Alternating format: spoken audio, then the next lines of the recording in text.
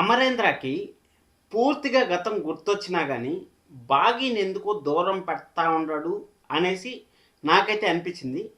అసలు నాకెందుకు ఆ విధంగా అనిపించింది అని తెలుసుకోవాలనుకుంటే మాత్రం ఈ వీడియోని అయితే చివరి వరకు అయితే చూడండి. అలాగే లైక్ చేయడం అసలు మర్చిపోతండి. సబ్స్క్రైబ్ చేసుకోవడం అసలు మర్చిపోతండి. హైప్ బటన్ గుర్తుంది కదా, నిన్నైతే 53,000 మందేమో హైప్ అయితే చేశారు. Thank you so much. Thank you. నేను అడిగిన దానికి 1,00,000 మంది అయితే అడిగాను, కానీ 50,000 ఇచ్చారు. మీ దగ్గర హైప్స్ ఉన్నాయో లేదో కానీ మీరైతే సహకరించారు. ఇప్పుడు కూడా ఈ వీడియోకి కూడా హైప్ అయితే చేయండి. అలాగే అండ్ మార్నింగ్ ఒక వీడియో అయితే చేశాను, శుభం కార్డు పడబోతున్న సీరియల్స్ అనేసి. దానికి కూడా మీ ఫేవరెట్ సీరియల్ నిన్నూరేళ్ళ సవాసం సీరియల్ ఎంతమంది ఉన్నారో కామెంట్ చేయండి అంటే ఆల్మోస్ట్ ఆల్ 30-40 మంది అయితే కామెంట్ చేశారు.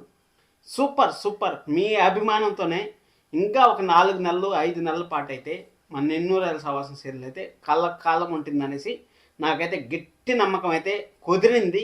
ఖచ్చితంగా ఉంటుంది కూడా, ఎందుకంటే స్టోరీ అనేది ఆ విధంగానే డెవలప్ అవుతుంది. ఎందుకంటే అమరేంద్ర బుజ్జమ్మని మాత్రం కూతురుగా యాక్సెప్ట్ చేశారు, కానీ మన బాగీని మాత్రం భార్యగా అయితే యాక్సెప్ట్ చేయలేకపోతా ఉంటాడు. దానికి ప్రధాన కారణం అయితే మనకు తెలుసు. అంటే బుజ్జమ్మ అమరేంద్ర చెప్పకుండా అక్కడ వనవాసం చేసింది 5 సంవత్సరాల పాటు. ఒక పసి బిడ్డని, పుట్టిన బిడ్డని తీసుకొని ఇంట్లోంచి వెళ్ళిపోయి మన అమరేంద్రాన్ని ఎంత ఇబ్బంది పెట్టిందో మనకు తెలుసు. అందుకోసం అనేసి అమరేంద్ర ఏమైనా చేస్తా ఉండడా? అసలు మనం క్లారిటీగా అయితే మాట్లాడదాం, క్లుప్తంగా అయితే మాట్లాడదాం. అసలు ఏం జరిగింది ఎపిసోడ్లో, ఎందుకు నాకు ఆ డౌట్ వచ్చింది, మీకు కూడా ఆ డౌట్ వచ్చింటే ఖచ్చితంగా కింద కామెంట్ చేయండి. సార్ అవును సార్ ఈ డౌట్ వచ్చింది. అలాగే మీకు ఏమైనా క్వశ్చన్స్ ఉంటే కామెంట్ చేయండి. రేపు వీడియోలో ఆ క్వశ్చన్స్కి అయితే నేనైతే ఆన్సర్ అయితే ఇస్తాను మీకు. సరే, ఈరోజు ఎపిసోడ్లో కానీ వెళ్ళిపోయినట్టయితే ఎపిసోడ్లో నాకైతే చాలా బాగా నచ్చింది. ఆ పిల్లల బాండింగ్ కానీ మన అమరేంద్ర బాండింగ్ కానీ చాలా బాగా అయితే నచ్చింది. అక్కడ నాకు వీళ్ళు నా పిల్లలను గుర్తొచ్చారు, కానీ ఈ అమ్మాయి ఎవరో నాకు గుర్తు రావట్లేదు. అంటే మన బుజ్జమ్మ ఎవరో నాకు గుర్తు రావట్లేదు. అలాగే మీరు కూడా నాకు దగ్గరైన వాళ్ళుగా ఉంటారు, కానీ మీరు నాకు గుర్తు రావట్లేదు అనేసి మన అమరేంద్ర అయితే మన భాగ్యకి అయితే చెప్తా అన్నాడు. చెప్తా అంటే ఈ అమ్మాయి అనాథైనా సరే, ఎక్కడి నుంచి వచ్చినా సరే నా బిడ్డలాగా, నా కన్న కూతురులాగా నేను చూసుకుంటాను అనేసి మన అమరేంద్ర అయితే చెప్పాడు. అక్కడైతే నాకు స్ట్రైక్ అయింది. ఫస్ట్ పాయింట్ అక్కడ స్ట్రైక్ అయింది. ఇంకా కొన్ని పాయింట్స్ అయితే వచ్చాయి ఈరోజు ఎపిసోడ్లో. ఆ పాయింట్స్ గురించి కూడా మాట్లాడదాం. సరే అనేసి ఆ విధంగా చేసిన తర్వాత మనం మొత్తానికైతే అక్కడ మన అమరేంద్ర సరే మీరు వెళ్ళి పడుకోండి సార్ అనేసి మన భాగ్య అంటే నేను పిల్లలతోనే ఉంటాను అనేసి అక్కడైతే పిల్లలతోనే అలాగే కూర్చొని మంచం పైన అలా కూర్చొని నిద్రపోతే పిల్లలు వచ్చి వాళ్ళ చుట్టూరా, అంటే బెల్లం చుట్టూరా చీమలు వస్తాయంటారు చూడండి, ఆ విధంగా అమరేంద్ర చుట్టూరా ఆ పిల్లలు ఉంటే ఆ మంచం అంతా ఎంత కలగా ఉందంటే అంత కలగా ఉంది. ఎందుకంటే ఇప్పుడు మన ఇంట్లో మన ఇంట్లో వాళ్ళు, ఫాదర్ అనే కాదు ఎవరైనా సరే, మన ఇంట్లో వాళ్ళు మన గురించి మర్చిపోయారనుకో, వాళ్ళకి మన గురించి చెప్పాలంటే వాళ్ళకి ఏమైనా జరుగుతుందేమో అనేసి ఆ భయంలో. అంతెందుకు ఇప్పుడు మనమే ఏదన్నా ఒక చిన్నప్పుడు కానీ లేకపోతే ఏదైనా ఒక వస్తువు కొనుక్కోవాలి, మన దగ్గర డబ్బులు లేదు, మన ఇంట్లో వాళ్ళని అడగాలంటే మనము ఎంత జంకతామంటే, కొంచెం ఫ్రెండ్లీగా ఉండే వాళ్ళు అయితే అడతారు. అంటే ఇప్పుడు ₹1,00,000 ఫోన్ కొనుక్కోవాలనుకోండి, సపోజ్ ఐఫోనే కొనుక్కోవాలనుకోండి.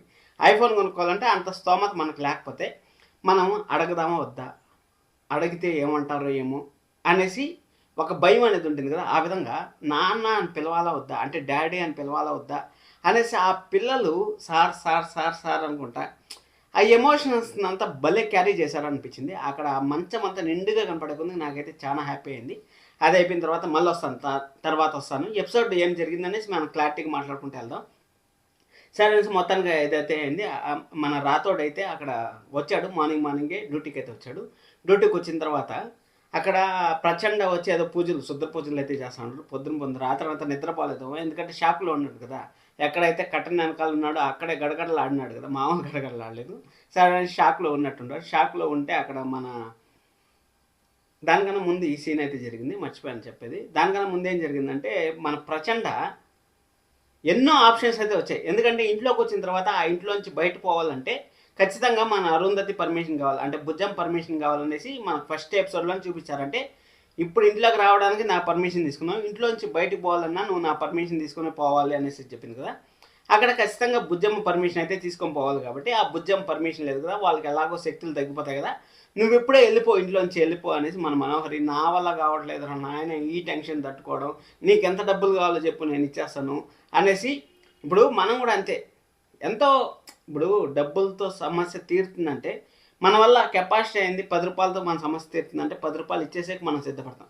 ఆ విధంగా నాకు వద్దురా నాయన నీకు దండం పెడతాను నువ్వు వెళ్ళిపోరా, నాకు ఈ టెన్షన్ తట్టుకొని నా గుండె జారిపోతాందిరా నాయన, నేను హార్ట్ అటాక్తో పోయేటట్టున్నాను అనేసి మన మనోహరి అయితే దండం పెట్టుకునింది పాపం ప్రచండకి అయితే.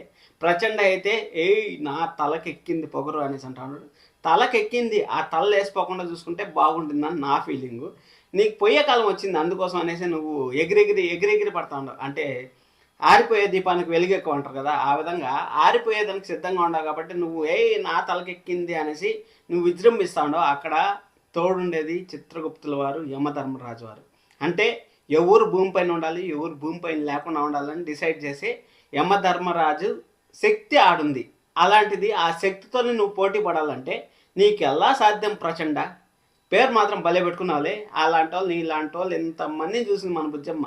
ఏమీ చేయలేక ఆ చెంబా వచ్చి ఇంట్లో పని మనిషిగా అంట్లు తోముకుంటా, వంటలు చేసుకుంటా, పిల్లలకి సేవలు చేసుకుంటా పడింది అది. ఆ విధంగా నువ్వు కాకుండా నువ్వు ప్రాణాలతో అన్నా ఉండాలంటే బయట పడిపోను ఆ మాట తినేసి. అది కూడా పడకపోతే నీ ఇష్టంగా.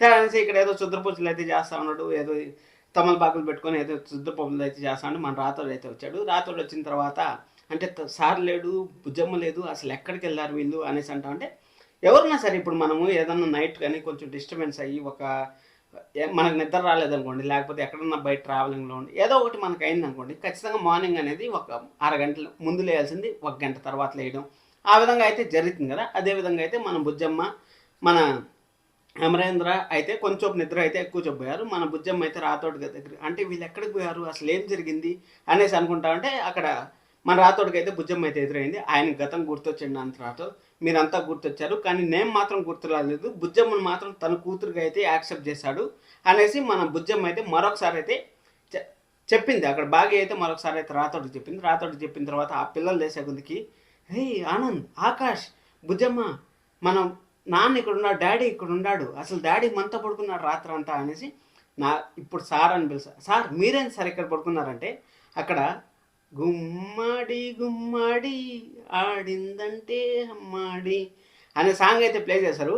భలే వచ్చిందబ్బా ఆ సాంగ్ మాత్రం. అంటే సాంగ్ ప్లే చేయకపోయినా కానీ ఆ మ్యూజిక్, బ్యాక్గ్రౌండ్ మ్యూజిక్ అయితే ప్లే చేశారు, సూపర్గా వచ్చింది. అక్కడ సరే అనేసి మన అంజు పాప అయితే సార్ మీరేం సార్ ఇక్కడ ఉన్నారు అనేసి అందరూ సార్ సార్ అంటా అంటే మీరు ఇంకా నటించాల్సిన పని లేదు, నాకు గతం గుర్తొచ్చింది, మీరు నన్ను డాడీ అని పిలవండి, ప్రేమగా మాట్లాడుకోండి, ఇంక మీకు ఎలాంటి టెన్షన్ లేదు, మీరు నా పిల్లలు అనేసి నాకు గుర్తొచ్చింది అనే కొద్దికి ఆ పిల్లల్లో ఎక్కడ లేని ఆనందం అయితే వచ్చింది. ఖచ్చితంగా ఇప్పుడు మా నాన్న ఇప్పుడు ₹1,00,000 ఇచ్చి ఫోన్ కొనిస్తా అంటే ఎంత అయితే మనం సంతోషపడతామో అంతకన్నా డబుల్ సంతోషం అయితే వాళ్ళు పడ్డారు. ఎందుకంటే అక్కడ మనోహరి అనాథ పిల్లలు అనేసి వాళ్ళ కళ్ళల్లో నీళ్ళు తెప్పించింది. ఆ కన్నీళ్ళు ఈరోజు ఆనంద పుష్పాలు అయితే ఖచ్చితంగా ఎవరికైనా సరే సంతోషంగా ఉంటుంది. సరే అనేసి అక్కడ అయిపోయిన తర్వాత మన భాగ్య అయితే వచ్చింది. అక్కడ మన భాగ్య అయితే మన అంజు పాపకి అయితే సైజ్ చేస్తుంది, నేను పాప గుర్తు రాలేదు అనేసి. అయ్యో ఎంత పని జరిగింది అనేసి అంటా ఉంటే సరే అనేసి మనోహరిని పిలవండి మాట్లాడదాం అనేసి అంటే అక్కడ పోయి చంబాకైతే ఇచ్చి పడేశాడు మన రాతోడైతే. అసలు ఎవరు ఈ ఇంటికి యజమాని అంటే అమరేంద్ర సార్ తర్వాత ఎవరు అంటే మనోహరి పేరు చెప్దాం అనుకుంది కానీ బాగి అని అయితే చెప్పింది. బాగి మేడమే లేచి ఇంట్లో పని చేస్తా అంటే నువ్వు ఇంట్లో పని చేయడానికి వచ్చిన దానివి రూమ్లోంచి బయటకు కూడా రాలేదు, ఏం పీకుతా ఉండవు అని అడిగినాడు. నెక్స్ట్ లెవెల్ ఎక్స్ట్రాడినరీగా అయితే అడిగాడు అనిపించింది. సరే అనేసి సార్ పిలుస్తాను రాండి కిందికి రండి అని చెప్పేసి అంటే సరే అనేసి మొత్తానికి అయితే వాళ్ళు రాత్రి ఏదో సౌండ్స్ వచ్చాయి అనేసి మన బాగి అయితే రాతోడు చెప్తే అంటే రాత్రిలో కూడా ఏదో ప్రయోగం చేశారు వీళ్ళు అనేసి చెప్పారు. అక్కడ రాతోడు ఆ వీడియో డిలీట్ చేయడానికి గల కారణం నాకు తెలిసి ఏదో పెద్ద ట్విస్టే ఉండబోతుంది అనేసి అర్థమవుతుంది. సరే అనేసి అది అయిపోయిన తర్వాత మన అమరేంద్ర అయితే పిల్లల్ని తీసుకొని అందరి కింద తీసుకొచ్చి ఇక్కడ అరుంధతి ఫోటో ఉంది, అరుంధతి నా భార్య, చనిపోయిన నా భార్య అరుంధతి, ఇక్కడ ఈ పిల్లలు నా పిల్లలు, నువ్వెందుకు అనాథ పిల్లలు అని చెప్పావు అనేసి ఖచ్చితంగా రేపు క్వశ్చన్ మార్క్ అయితే అడిగే ఛాన్స్ అయితే ఉంటుంది. రేపు మనోహరి ఎలాంటి సమాధానం చెప్తుంది ఏమనేసి మనం అయితే చూద్దాం. ఇంకా నాకు తెలిసినంత వరకు ఖచ్చితంగా బాగి పైన అమరేంద్ర కోపం ఉండడం వల్లనే ఈ విధంగా అయితే గతం గుర్తొచ్చినా రాలేదు అనేసి చాలామంది అయితే అనుకుంటా ఉంటారు, నేను కూడా అనుకున్నాను.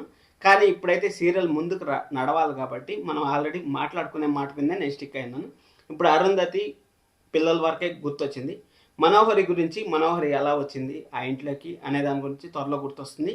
అది అయిపోయిన తర్వాత మన బాగి గురించి గుర్తొస్తుంది. కానీ బాగికి అమరేంద్రకి కొంచెం దూరం అయితే పెరుగుతుంది కొన్ని రోజుల పాటు. అది అయిపోయిన తర్వాత మళ్ళీ అరుంధతిని ఎలా చనిపోయింది అనేది గతం ఇంకా క్లైమాక్స్ ఎపిసోడ్స్లో వస్తుంది కాబట్టి ఇంకా మనకు ఎలాంటి డోకా లేదు. సీరియల్ అనేది ఇంకా రేపు కూడా మంచి ఎపిసోడ్స్ అయితే వస్తాయనేసి క్లారిటీగా అయితే అర్థమవుతుంది.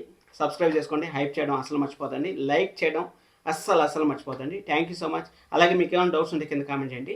రేపు ఆ డౌట్స్ రాసుకొని మీకు ఆ డౌట్స్కి అయితే నేను క్లియర్, మీ పేరు చెప్పి ఆ డౌట్ని నేను క్లియరెన్స్ అయితే మీకు అయితే ఇస్తాను. Thank you so much. Love you all.